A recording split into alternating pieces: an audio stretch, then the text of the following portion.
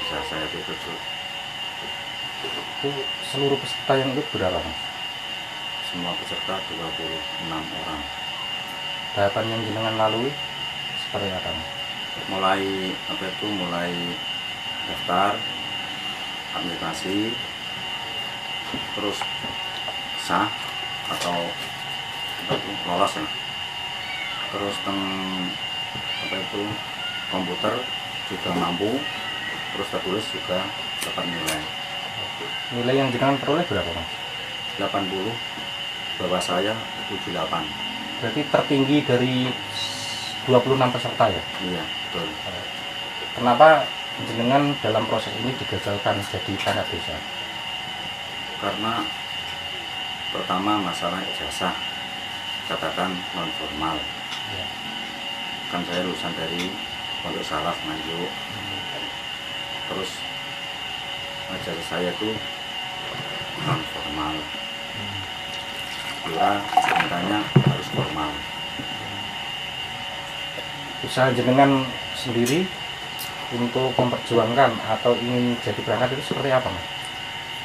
Ya saya itu pesarang minta ijazah MA Nomenklatur. Berarti sebelumnya pernah disarang juga? Pernah. Ya. Terus? Lanjut. Terus cari rekom lah. Kan pertama yang saya buat itu ijazah dari pesantren Nganjuk. Ya. Untuk memperkuat disuruh cari rekom dari Kemenak. Setelah dapat, cuma isinya itu setara aja, setingkat, tidak ada nama formal. Terus saya ke Blora, saya kasih ke panitia, belum bisa menerima lagi. Harus ada kata-kata formal di dalamnya. Ya. Setelah saya pengajuk lagi, minta formal dikasih, terus ke Blora lagi, masih tidak diterima. Berarti yang kedua itu sempat dikasih pendidikan formal dari Nganjuk ya? Iya betul. Berarti dari Kemenak itu ya? Iya Kemenak Nganjuk. Terus setelah itu lagi Mas? Ya udah. Terus di Blora kirim surat ke Kemenak Blora. Intinya untuk klarifikasi masalah ijazah. Masa ijazah gini kok standar formal, kan tidak mungkin. Terus kirim ke Kanwil Jawa Timur. Dari Kanwil juga menyatakan non formal gitu. Oh gitu. Mas, ini menarik nih Mas. Jangan kan pernah di pondoknya Mbah Maimun Zubair. Ya. Itu terkait ijazah yang dari sana. Alasan dari pihak panitia penyelenggara ataupun pihak penyelenggara itu mau menyusulkan itu kalau nggak bisa kenapa Mas? Kan dari awal udah dari Nganjuk. Kalau Ya. bisa ya diperkuat itu dari Nganjuk gitu. Oh, berarti disusulkan nggak bisa gitu ya? Ya bukannya tidak bisa gitu, kan pemberitahunya tidak jelas dulu Mas. Saya bingung, disuruh numpuk berkas tapi posisinya gimana bingung gitu. Ketika saya itu ke rumah camat, ya intinya minta keadilan lah. Dia itu bilang, Mas coba hari Senin tumpuk di kecamatan, berkas-berkas saya tunggu gitu. Itu berkas yang dari mana itu Mas? Ya saya tidak tahu. Itu yang berkas dari sarang atau yang dari Nganjuk yang diminta? Mungkin semuanya terus dikasih dari Nganjuk, mungkin dari sarang mungkin gitu. Itu secara lisan ya? Lesan. Oh gitu. Mas, sekilas sih ini jenengan kan dari Nganjuk bener ya? Iya. Dari pondok pesantren Nganjuk, terus setelah itu ke Sarang. sarang pondok Al Anwar itu ya? Kesibukan jenengan sehari-hari Mas? Ya mengajar Mas. Sama tani? Kami juga juga. Oh, ya. Mas, adanya permasalahan yang jenengan alami ini, apa yang akan dilakukan Mas? Intinya saya ya mau minta keadilan juga ke PT UN. PTN ya. Dengan alasan secara pribadi jenengan seperti apa? Alasan saya mulai dari administrasi kenapa kok nggak dikasih tahu kalau ijazah saya nggak masuk gitu loh, nggak resmi gitu. Oh gitu. Administrasi lah intinya. Berarti ini niatnya ingin dikejar haknya ya? Iya betul. Gitu. Ya, itu Mas.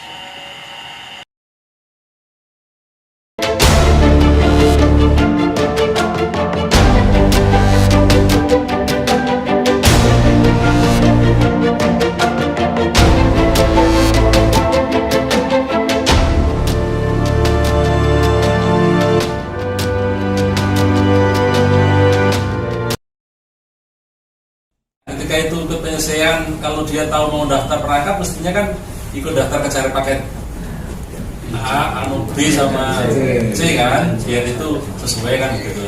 Akhirnya ketika itu dibatalkan, nah ini yang akhirnya menimbulkan tanda kutip multi tafsir. Nah ini tadi kan ini dengan bagian hukum, dengan Kemenak, dengan juga DPRD kan. Kita sebenarnya kalau memang nanti dari tafsiran ini kan multi tafsir Gus. Kalau itu memang mau digugat di PT UN itu menyatakan bahwa memang ijazahnya itu absah diakui, ya kita nanti dari Bupati bisa membatalkan SK tersebut. Ya. Tapi kalau ini serta-merta kita batalkan, nggak ada dasar hukum kan nanti kita akan digugat lagi. Iya, betul. Terhadap yang diputuskan ini Gus, yang absah itu Gus. Saya sudah ketemu tadi Mas. Tadi saya sudah ketemu, saya sarankan gini, kalau sampai ke PT UN dasar hukumnya apa, saya bilang gitu. Dasar hukumnya surat keterangan dari Kemenak. Yang menerangkan. Surat Kemenak yang menerangkan bahwa dia anak sekolah di sekolah tersebut, sekolah formal. Nah, terus saya tanya lagi, sekolah formal itu keterangan itu bisa enggak untuk dasar hukum kan itu saja. Kalau surat keterangan saja, misal saya dimintain surat keterangan bahwa si A misal ya pernah mau di sini, sekolah di sini, ini sekolah formal gitu kan, itu aja nggak bisa. Surat saya kan tidak berlaku untuk pengesahan kan. Hanya surat keterangan saja. Kemudian melakukan itu. Nah, terus permasalahannya sekolahan itu terdaftar nggak di Kemenak? Ya, kalau terdaftar, ya udah kalau itu terdaftar, kan kalau itu terdaftar silakan dilegalisir. Apa namanya ijazahnya? Terus ini tadi kan dari Kemenak Kabupaten Blora kan udah konfirmasi juga ke Kemenak Provinsi Gus. Karena dasarnya itu nggak kuat, akhirnya Provinsi Jawa Timur menyatakan bahwa itu non formal karena tidak terdata itu Gus. Nah makanya itu dasarnya dari itu. Nah kenapa sih kok daftarnya pakai ijazah di sekolahan yang dengan tidak dilegalisir dari Kemenak? Nah saya sarankan gimana kenapa nggak pakai ijazah pondok pesantrennya aja?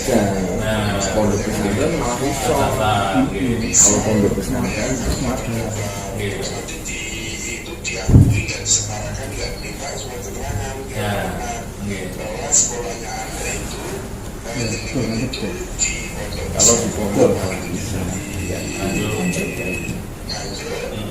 belajar tahun sekian sampai sekian ini nanti disuruh bikin keterangan bahwa itu disamakan atau disetarakan tingkat alia. Tapi masalahnya ini kan ini sebelum terlanjur daftarnya pakai surat ijazah itu. Jadi terus gimana nah kalau kemarin itu mengeluarkan berita itu sebenarnya saya nggak menjelaskan berita ya. Saya hanya dikonfirmasi sama beberapa orang di Blora, dimintain keterangan. Terus ini akhir bagaimana? Saya bilang ya nanti saya tidak lanjuti, saya bilang tidak lanjuti. Itu saya akan meninjau kebenarannya, keabsahannya bagaimana waktu.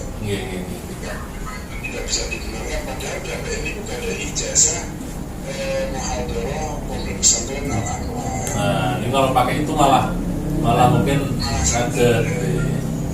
Sebab terus ngomongin Mas, ijazah Al-Anwar. Ijazah Al-Anwar ini malah sampai dilegalisir oleh Kemenak dan itu disahkan bahwa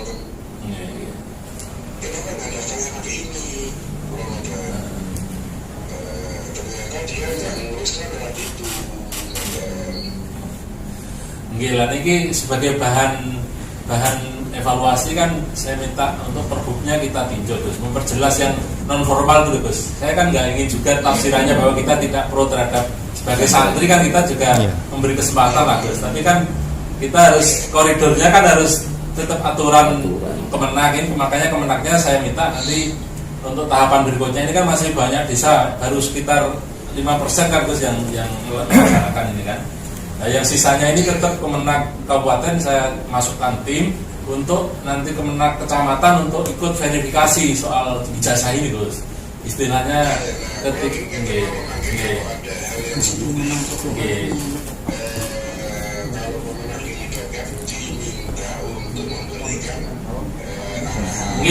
sosialisasi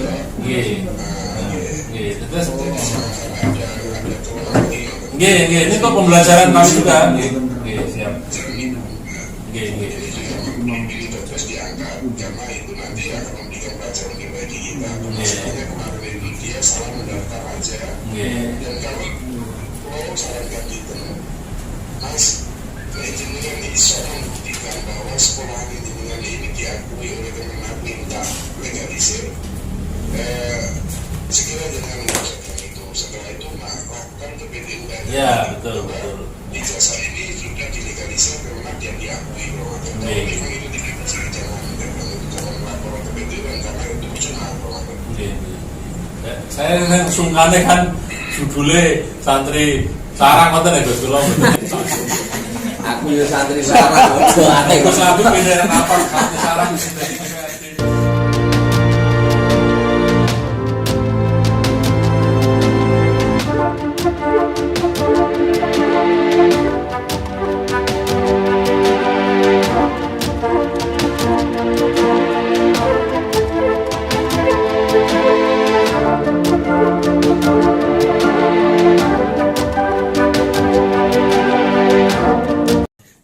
Nah, ketika saya kemudian dibenturkan dengan Nganjuk, maka saya bisa akhirnya saya mohon untuk ke Kanwil Jawa Timur.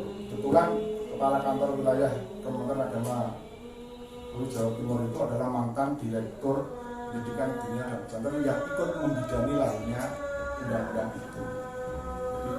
Jadi, sementara itu yang dapat kami sampaikan. Terima kasih. Di sarang pun begitu, ada formal dan ada non formalnya.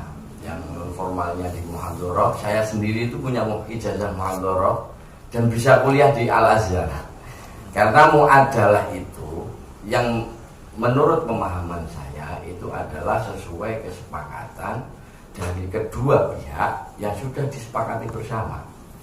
Kayak Muhadharah itu di Al-Anwar itu bisa untuk digunakan untuk di Al-Azhar, nah, gitu kan.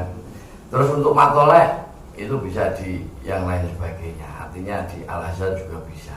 Toh mungkin ketika ada satu kesepakatan, kalau masalah status memang, kalau menurut pemahaman saya sebelum ini ada aturan turunan dari Undang-Undang 18 ini menurut pemahaman saya itu ya masih antara dua itu, ketika pesantren itu ada yang formal, ada yang non formal. Karena kalau melihat draft Undang-Undang 18 tahun 2019 itu sudah terperinci semua. Ada yang tingkatan kelas, ada yang tingkatan kitab, dan itu diakui semua. Tapi sayangnya turunan PP-nya itu masih belum ada. Dan mungkin peraturan Menteri Agama juga belum secara detail terperinci, juga belum ada penjelasan kaitan untuk undang-undang 18 kaitan pesantren ya. Nah, untuk menyikapi masalah ini memang multitafsir Pak Bupati, artinya ada beberapa hal yang mungkin perlu saya sikapi. Yang pertama adalah kaitan koordinasi. Mungkin kemarin dari perangkat dan Bu Camat dan Anu ini anak apa ya, ketika ada permasalahan kayak seperti ini mestinya apa dikoordinasikan dengan baik, mana teknis dan pelaksanaannya itu tidak menjadi kendala di tengah jalan. Kalau prinsip saya memang kalau toh memang persyaratan itu bisa memunculkan sebuah diskresi, artinya tidak melanggar sebuah regulasi, saya kira tidak ada masalah ketika ini kebijakan ini, artinya bahwa memaksakan yang ketika tidak formal menjadi formal. Kalau toh ini tidak ada imbas hukumnya, artinya kan seperti itu. Karena memang itu kan aturan itu kan jelas, di Perbu juga jelas, juga sudah ada. Artinya bahwa ini kebijakan kaitan tentang ini memang betul-betul harus dikaji secara komprehensif, karena menyangkut tentang regulasi ya. Toh kalau nanti digugat pun bisa. Tapi kalau saya pelajari itu di SK-nya yang bisa digugat itu, ditunkan itu pembatalan SK-nya. Kalau toh itu memang harus lewat jalur hukum. Saya kira gitu bukan? Kira-kira buka bak ya kayaknya ini. Kalau saya pelajari itu, kalau toh kita bisa menggugat itu di SK-nya. Yang kami perlu pertegas kembali adalah bahwa memang sesuai dengan pasal 11 ayat 2 Peraturan Pemerintah Nomor 55 Tahun 2007 Bapak, tentang pendidikan keagamaan. Di sana jelas bahwa untuk dianggap setara atau sederajat itu harus mengikuti ujian kesetaraan. Sehingga kami akhirnya rundingan berkesimpulan bahwa memang sebenarnya Ahmad Agus Sobirin ini tidak terkualifikasi secara administrasi, dan panitia memang waktu itu mengakui kesalahannya, kelalaiannya.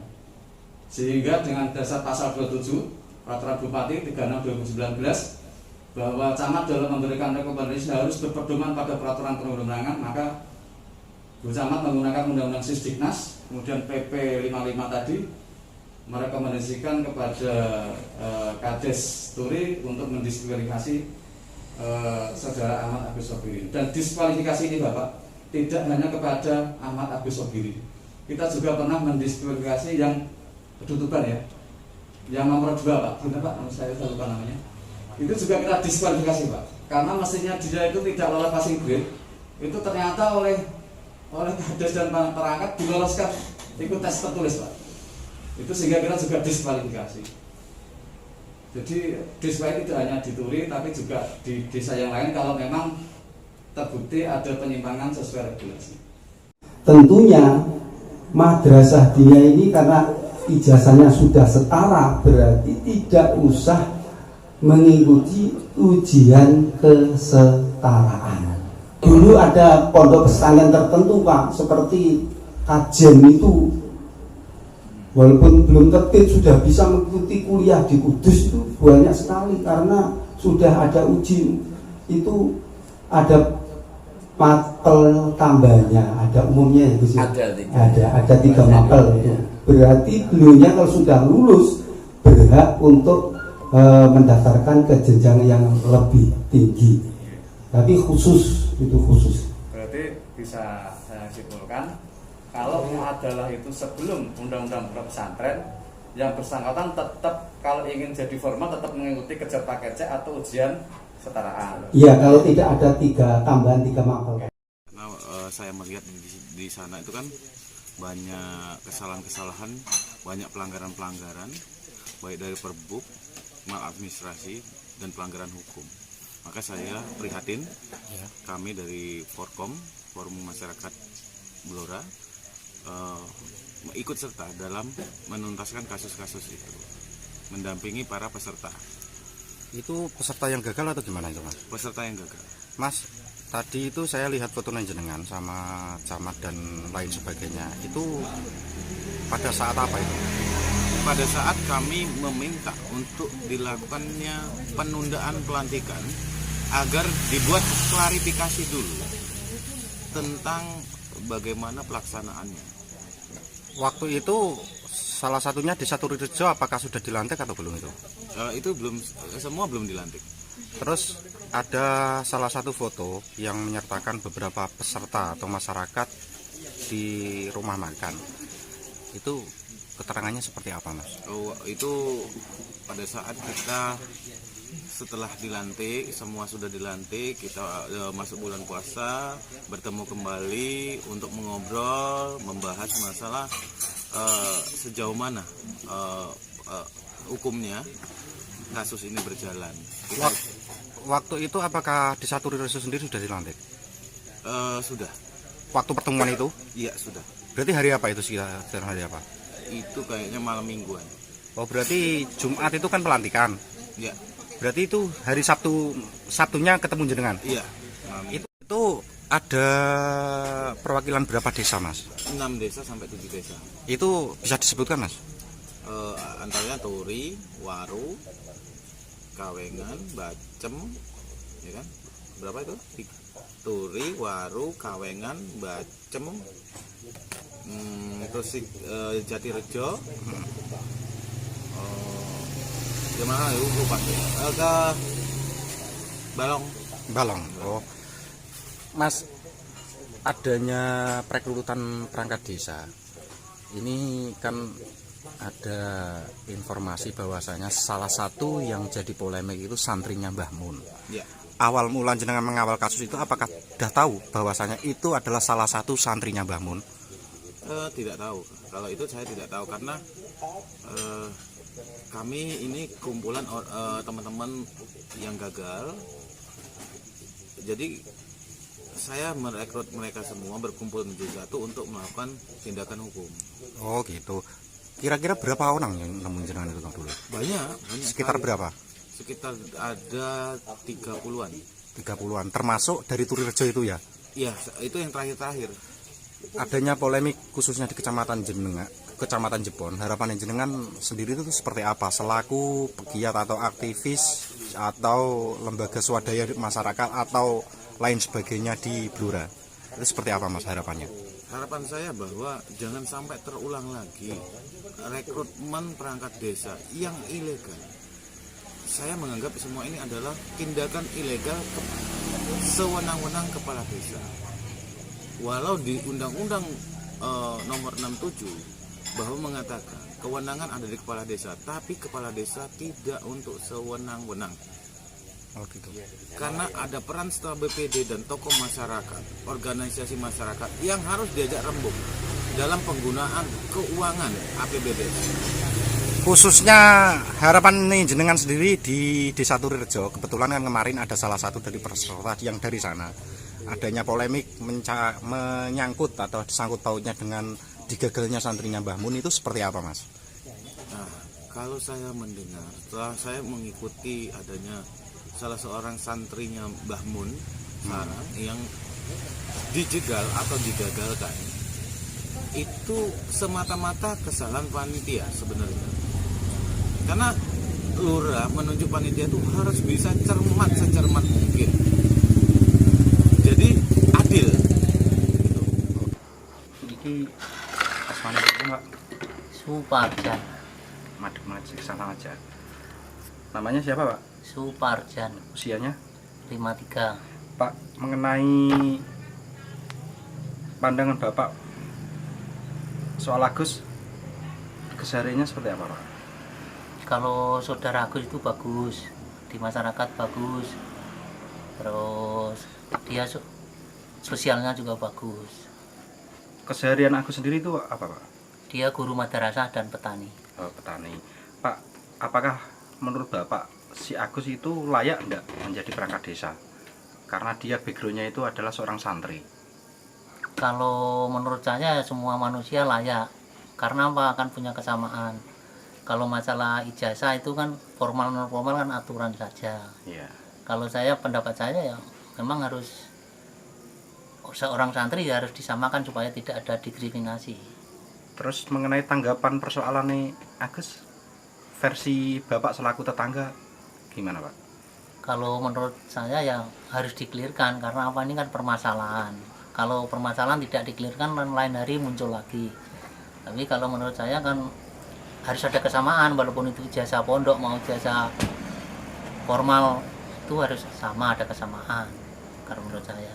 Harapan nih jenengan sendiri selaku tetangga sekaligus yang mengetahui persoalan ini? Ya harus dikelirkan, harapan saya ya, sampai bagaimana permasalahan ini selesai dan transparan. Oh gitu ya, terima kasih. Membicarakan soal kasus salah satu santrinya Mbah Maimun ketika mau mengabdi kepada negara dijegal oleh peraturan. Nah, tapi peraturan di sini itu sebenarnya ngomongin itu ada dasarnya. Penyetaraan pesantren ini kan undang-undangnya itu keluar tahun 2019 ya.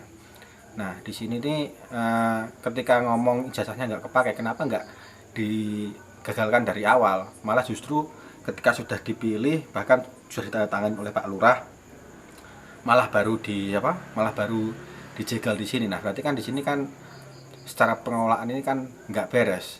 Nah, secara nggak beres ini kan oke, negara dalam kapasitas atasan dalam arti gini ya, lingkup negara sampai provinsi itu kan mungkin belum bisa menyentuh sampai bawah, sampai di tingkat desa dan kecamatan. Nah, sampai desa kecamatan ini sebenarnya banyak kasus-kasus seperti ini, penjegalan dan ya kalau ngomongin di Blora sendiri itu juga pernah terjadi kasus jual beli jabatan untuk perangkat desa. Nah, saya juga belum tahu nih yang masalah yang jual beli itu apakah ini ada terindikasi atau enggak. Tapi di sini harusnya itu kebijakan dari pusat itu juga bisa dilaksanakan oleh perangkat-perangkat instrumen negara yang berada di daerah, terutama di kecamatan dan desa, karena masyarakat yang paling terdampak itu adalah masyarakat-masyarakat yang dia itu ingin sebuah kejelasan, kepastian dari ranah desa sampai kecamatan. Karena kalau misalnya nggak hadir di situ ya peraturan akhirnya cuma jadi peraturan yang memang dikeluarkan tapi nggak terimplementasi sampai bawah. Terima kasih.